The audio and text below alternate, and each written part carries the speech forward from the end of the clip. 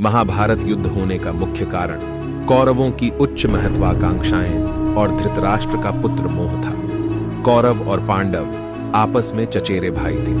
वेद व्यास जी से नियोग के द्वारा विचित्र वीर्य की भार्या अंबिका के गर्भ से धृतराष्ट्र और अंबालिका के गर्भ से पांडु उत्पन्न हुए। धृतराष्ट्र ने गांधारी के गर्भ से 100 पुत्रों को जन्म दिया।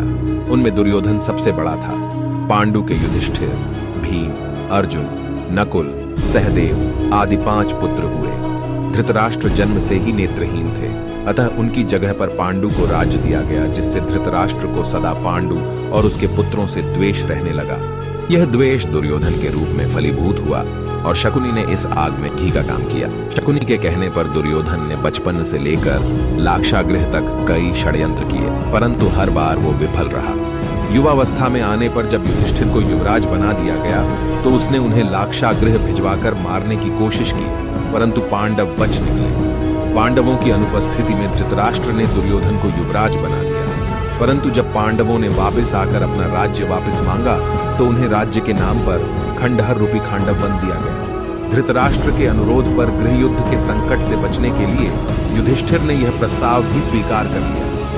पांडवों ने श्री कृष्ण की सहायता से इंद्र की अमारावती पुरी जितनी भव्य नगरी इंद्रप्रस्थ का निर्माण किया। पांडवों ने विश्व विजय करके प्रचुर मात्रा में रत्न एवं धन एकत्रित किया और राजसूय यज्ञ किया। दुर्योधन पांडवों की उन्नति देख नहीं पाया और शकुनी के सहयोग से द्यूत में छल से युधिष्ठिर से उसका सारा राज्य जीत लिया और कुरु राज्य सभा में द्रौपदी को निर्वस्त्र करने का प्रयास कर उसे अपमानित किया।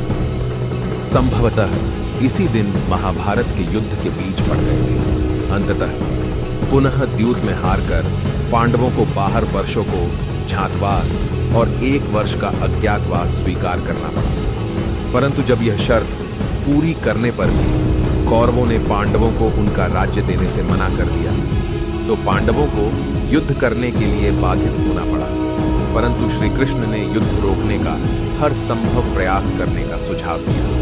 तब श्री कृष्ण पांडवों की तरफ से कुरुराज्य सभा में शांति दूत बनकर गए और वहां श्री कृष्ण ने दुर्योधन से पांडवों को केवल 5 गांव देकर युद्ध टालने का प्रस्ताव रखा। परंतु जब दुर्योधन ने पांडवों को सुई की नोक जितनी भी भूमि देने से मना कर दिया, अंततः युधिष्ठिर को युद्ध करने के लिए बाधित होना पड़ा।